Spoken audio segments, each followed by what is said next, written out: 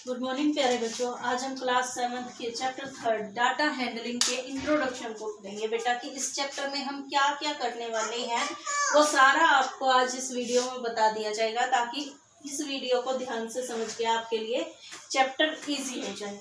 सबसे पहले तो चैप्टर के नेम को देखो, क्या है? Data handling. अब डाटा क्या होता है? डाटा होता है जब किसी चीज से रिलेटेड कोई भी इंफॉर्मेशन हम कलेक्ट करते हैं। जैसे हमें किसी टाइम पे मान लो बुखार हो जाता है, कॉन्टिन्यूसली काफी टाइम चलता रहे, तो उसका जैसे कई बार क्या है कि आज हमारा टेम्परेचर क्या है, कल क्या था, जैसे 104 डिग्री है, फिर 109 डिग्री हो जाता है, फिर 103 डिग्री हो जाता है।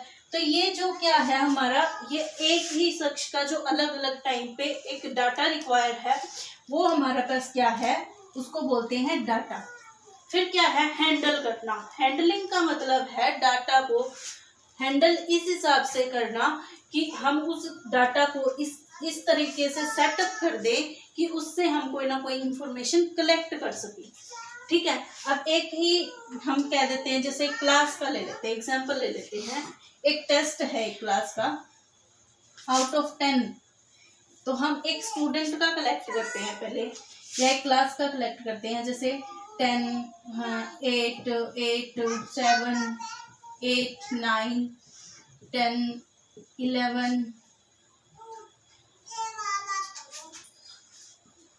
सॉरी 11 नहीं, आउट ऑफ 10 देख रहे हैं तो अगेन 5 और 6। अब ये हो गया 1, 2, 3, 4, 5, 6, 7, 8, 9 एंड अगेन 6। ये 10 बच्चों का हमारे पास डाटा आ गया। अब क्या है, इस डाटा को अरेंज करें। डाटा को हैंडल कैसे किया जाता है? सबसे पहले तो क्या लिखा जाता है, जैसे नंबर ऑफ स्टूडेंट लिख देते हैं, या क्लास लिख देते हैं, या मार्क्स लिख देते हैं। सेकंड क्या आता है? Tally marks. ठीक है। थर्ड क्या आता है इसमें? फ्रीक्वेंसी। और ये क्या है? हमारे मार्क्स। ठीक है। अब सबसे पहले तो इसको अरेंज करना होता है असेंडिंग या डिसेंडिंग ऑर्डर में। तो सबसे पहले अब क्या है, 5 मार्क्स है जैसे। ठीक है। 5 मार्क्स देखो कितनी बार आए? 1 बार। तो टैली मार्क्स में 1 ऐसे शो होगा। ठीक है। और फ्रीक्वेंसी भी क्या हो जाएगी? 1, कि एक बच्चे ने लिए हैं। ठीक है। अब पहले मैं टैली मार्क्स को थोड़ा सा डिस्कस कर दूं इस टेबल को सेटअप करने से पहले। टैली मार्क्स में 1 ऐसे दिखाते हैं, 2 ऐसे दिखाते हैं, 3 ऐसे, 4 में 4 डंडे लग जाते हैं, और जब 5 बनाते हैं ऐसे 4 लगाकर इस तरह से इसको क्रॉस कर दिया जाता है। ये 5, और अगर 6 बनाना हो तो फिर 1 लग जाएगा, आगे 7 बनाना है तो 2 लग जाएगा। इस तरह से हम टैली मार्क्स को शो करते हैं। ठीक है। अब करते हैं हमारे इसी डाटा को। इसके बाद क्या है? 6। ठीक है। 6 कितनी बार आ रहा है? 1, 2। कितनी बार आ रहा है? 2 बार। तो ये क्या हो जाएगा? 2। फ्रीक्वेंसी को हम क्या है, नंबर ऑफ स्टूडेंट्स भी कह सकते हैं। ठीक है। नंबर ऑफ स्टूडेंट्स भी हम फ्रीक्वेंसी को कह सकते हैं, ताकि हमें टोटल पता लग जाए। ठीक है। उसके बाद क्या आता है? 7। 7 कितनी बार है? 1 बार। 1। अब आते हैं 8 पे। 8 कितनी बार है? 1, 2, 3। 3 टाइम्स। 1, 2, 3, 3। ठीक है। उसके बाद 9। 9 कितनी बार है? 1 बार। तो 1। एंड उसके बाद आते हैं 10 पे। 10 कितनी बार है? 1 एंड 2। कितनी बार? 2 टाइम्स। ऑलमोस्ट फ्रीक्वेंसी और टैली मार्क्स लगभग सेम ही होंगे हमारे। तो अब देखो ये कितना टोटल होगा? 1 and 2 3 and 1 4, 4 and 3 7, 8, 8 and 2 10। तो हमने कितने बच्चों का डाटा लिया था? 10 स्टूडेंट्स का। ठीक है। ये तो है हमारे डाटा को हैंडल करने का तरीका। अब नेक्स्ट इसका जो टॉपिक है, डाटा हम यही रखेंगे। किसी एक डाटा का एग्जांपल लेके मैं आपको नेक्स्ट टॉपिक भी क्लियर करती हूँ, या आप चाहें तो डाटा चेंज भी हो सकता है। मान लिया हमने डाटा चेंज कर दिया क्या, 2 3 6 8 10 5 4। ठीक है, अब नेक्स्ट टॉपिक हमारा क्या है इसका, range, mean, mode and median. ठीक है, अब सबसे पहले हमें इसकी रेंज अगर निकालनी, तो रेंज क्या होता है, the difference of highest value at the lowest value. अब जैसे ये वाला हमने डाटा लिया, इस डाटा में हाईएस्ट वैल्यू हमारे पास क्या है 10 एंड लोएस्ट डाटा हमारे पास क्या है 2। तो ये 8 जो आया ये हमारी क्या आ गई, रेंज आ गई। ठीक है, ये था हमारा रेंज का टॉपिक। अब देखते हैं इसमें मीन। मीन क्या होता है,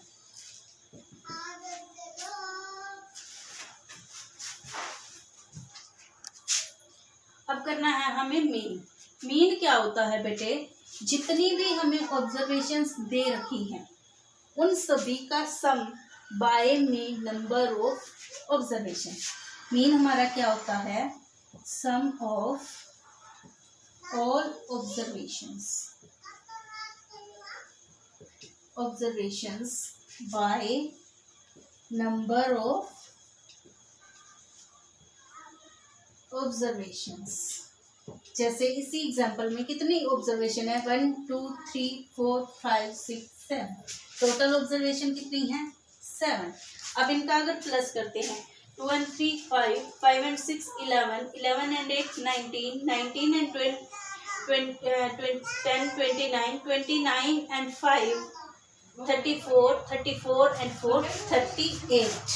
तो 38/7 जो आया, इन सभी के ऑब्जर्वेशंस को इस तरह लिखेंगे, 2 + 3 + 6 + 8 + 10 + 5 +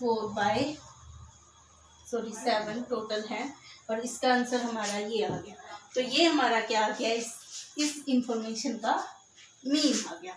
अब चलते हैं मीडियन की तरफ। अब मीडियन जो होता है वो हमारा ऐसे ही नहीं निकलेगा। इसके लिए हमें क्या करना होगा, मीडियन के लिए पहले इस डाटा को असेंडिंग या डिसेंडिंग ऑर्डर में सेट करना होगा। कैसे, जैसे 2 3 4 5 6 8 एंड 10, ये हमने क्या किया, असेंडिंग ऑर्डर में इसको सेट कर दिया। अब मीडियन जो होगा वो क्या होगा, मिड वैल्यू। मीडियन क्या होगा, मिड वैल्यू। अब मिड वैल्यू क्या है, अब देखो 3 इसी साइड रह गए, 3 इसी साइड रह गए, तो 5 जो है वो इसका क्या हो जाएगा, मीडियन हो जाएगा। ठीक है, अब है बेटे मोड। मोड जो है वैसे तो कहीं से भी किसी भी डाटा से हम ले सकते हैं, लेकिन इसके लिए मैं आपको अलग से डाटा लेके समझाती हूँ। मोड वो होता है द नंबर ऑफ फ्रीक्वेंसी या number of observation repeated much times, बहुत बार जो रिपीट होती है वो ऑब्जर्वेशन। जैसे हम एक क्लास की कोई लिस्ट ले रहे हैं, उसमें आता है जैसे 33 मार्क्स की लिस्ट है, जैसे 43 एंड 41 42 50 51 50 33 अगेन 60 33। ठीक है, ये हमने जैसे डाटा ले लिया, तो अब इनमें से जो सबसे ज्यादा टाइम्स आता है, या तो इसको क्या करें, इसमें अरेंज करना कोई जरूरी नहीं होता कि आप अरेंज ही करें तो बेटर है, उससे आपको पता लग जाता है कि सेम नंबर्स जैसे बार बार लिखे जाए तो एक बार में कितने हैं। तो हम यहाँ से वैसे ही देख लेते हैं, जैसे 33 है, 1 2 3 4 कितनी बार आया, 4 टाइम्स। 43 कितनी बार, 1 time. 41 1 time. 42 1 time. 50 2 times. 51 1 time. 60 1 time.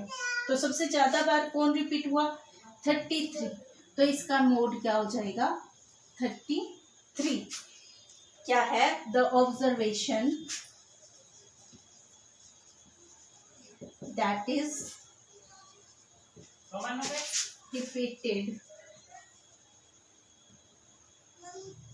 repeated many times जो बहुत बार रिपीट हो वो। ठीक है, ये था हमारा रेंज, मीन, मोड, मीडियन। अब आता है नेक्स्ट टॉपिक जो है हमारा, वो क्या है, ग्राफ। क्या आता है, ग्राफ और बार ग्राफ। इसमें हमें क्या बनाना है इस चैप्टर में, बार ग्राफ। बार ग्राफ हमारे किस में बनते हैं, आपको पता है, ग्राफ नोटबुक में जो छोटे छोटे बॉक्सेस वाली दे रखी होती है उसमें। तो इसके लिए क्या है, हमें ऑब्जर्वेशन दी जाती है। जैसे हम मान लेते हैं क्लास की है, एक क्लास के एक बच्चे की ऑब्जर्वेशन है। जैसे उसके मैथ्स में मार्क्स हैं 10 मार्क्स में से, एंड एसएस में उसके मार्क्स हैं 5, इंग्लिश में उसके मार्क्स हैं 8, और साइंस में उस बच्चे के मार्क्स हैं 7, हिंदी में 6, एंड संस्कृत में मार्क्स हैं उसके 5। ठीक है, तो अब हमें इस तरह से ग्राफ ड्रॉ करना होता है। अब जो हॉरिजॉन्टल लाइन है वो होती है x axis, and vertical line जो होती है वो होती है वाई एक्सिस, एंड ये पॉइंट होता है हमारा 0। ठीक है, इसमें एक साइड हम क्या ले लेंगे, मार्क्स। ठीक है, कैसे लेंगे, 1 2 3 4 5 6 7 8 9 10। ठीक है, एक साइड ले लेते हैं हमारे सब्जेक्ट्स, जैसे math, SS, English, science, Hindi and Sanskrit. ठीक है, ये हमने ले लिए सब्जेक्ट्स। अब क्या है, मैथ्स में जैसे कितने मार्क्स हैं 10, तो यहाँ पर एक 10 से लेके यहाँ नीचे हम क्या बना देंगे, बार बना देंगे। फिर एसएस में कितने मार्क्स हैं 5, एसएस की 5 तक हम क्या है, एक तो बार बना देंगे 5 तक।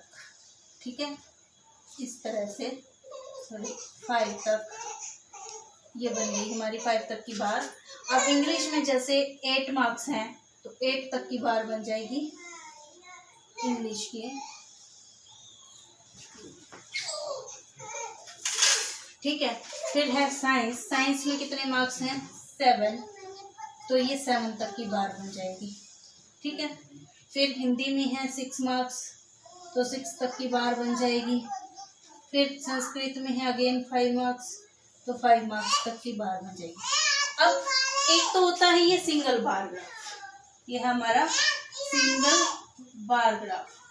ठीक है, अब बार ग्राफ एक और हमारा क्या होता है, डबल बार ग्राफ। जैसे ये हम मान ले कि ये सेमेस्टर क्लास टेस्ट 1 के मार्क्स हैं, अब क्लास टेस्ट 2 के मार्क्स अगर हम माने किसी बच्चे के, मान लिया इसके मैथ्स में आगे 8 मार्क्स, एसएस में आगे 6 मार्क्स, इंग्लिश में 7, साइंस में 8, हिंदी में 5, संस्कृत में 6, तो इसी को आप देखो मैथ्स में इसी बच्चे के दोबारा कितने आगे 8 मार्क्स तो ये 1 के, ये 2 के। एसएस में इसी बच्चे के 5 मार्क्स थे, अब आगे इस बच्चे के 6 मार्क्स, ये 1 के, ये 2 के। ठीक है, साइंस में इंग्लिश में इस बच्चे के 8 मार्क्स थे, अब इसके मार्क्स आ गए 7, तो ये। ठीक है, उसके बाद साइंस में 7 मार्क्स थे, अब आ गए 8 मार्क्स, ये। फिर हिंदी में 6 मार्क्स थे, अब आ गए 5। फिर संस्कृत में 5 थे, अब आ गए 6। तो ये सभी इधर वाले 1 के हैं, इधर वाले 2 के, 1 2 1 2 1 2। तो इस तरह से जो bar graph, double bar graph बनता है, ये हमारे होते हैं, इसको बोलते हैं डबल बार ग्राफ। जब एक ही इंसान की 2 टाइप की अलग अलग हमारे पास इंफॉर्मेशन होती है, वो हो सकती है कि किसी की हमारे किसी जगह के टेम्परेचर की भी हो सकती है, किसी बीमार इंसान की भी हो सकती है, किसी क्लास टेस्ट की भी हो सकती है, किसी भी चीज की information. And last topic of this chapter is probability. अब प्रोबेबिलिटी क्या होती है, वो होता है चांस टू अचीव एनीथिंग। ठीक है, प्रोबेबिलिटी होती है चांस ऑफ आउटकम्स। जैसे हम मान लेते हैं कि हम एक कोइन को चेस कर रहे हैं, कोइन को चेस करेंगे तो दो चांस है, या तो हेड आएगा या तो टेल आएगा। इसी तरह ये तो आ गया हमारा कोइन का। अब हमारे पास डाइस है, अगर हम डाइस को उछालते हैं तो हमारे पास चांसेस हैं कौन कौन से आउटकम्स आने के, 1 2 3 4 5 एंड 6, इनमें से कोई भी आ सकता है। अब इसमें से हमारे पास क्वेश्चन किस तरह के आते हैं, मान लिया हमने एक कोइन को चेस किया, ठीक है, तो हमारे पास हेड आने के कितने चांसेस हैं, तो उसके लिए क्या होगा, favourable outcome by total chances. ठीक है, फेवरेबल क्या है हमारा, हेड, टोटल कितने, हेड भी आ सकता है टेल भी आ सकता है, तो हमारे पास हेड आना, फेवरेबल कितने हैं चांस, 1, मतलब हेड आना चाहिए, एंड टोटल कितने, हेड एंड टेल तो कितने हैं, 2। तो हेड आने की कितने चांसेस हैं हमारे पास, क्या प्रोबेबिलिटी है हेड आने की, 1/2। इसी तरह डाइस वाले में और क्लियर हो जाएगा। मान लो डाइस में मैं कह देती हूँ कि 4 आने के कितने चांसेस है आपके पास, तो 4 तो क्या है 1, फेवरेबल आउटकम हमारा क्या है 1, एंड टोटल आउटकम्स कितने हैं 1 2 3 4 5 6 में से 4 आने के चांसेस एक ही बारी है, तो ये हमारी क्या है 4 आने की probability. Chance to get 4 in 1 dice is 1/6। तो ये था इस चैप्टर का लास्ट टॉपिक। कल से हम इस चैप्टर को स्टार्ट करेंगे।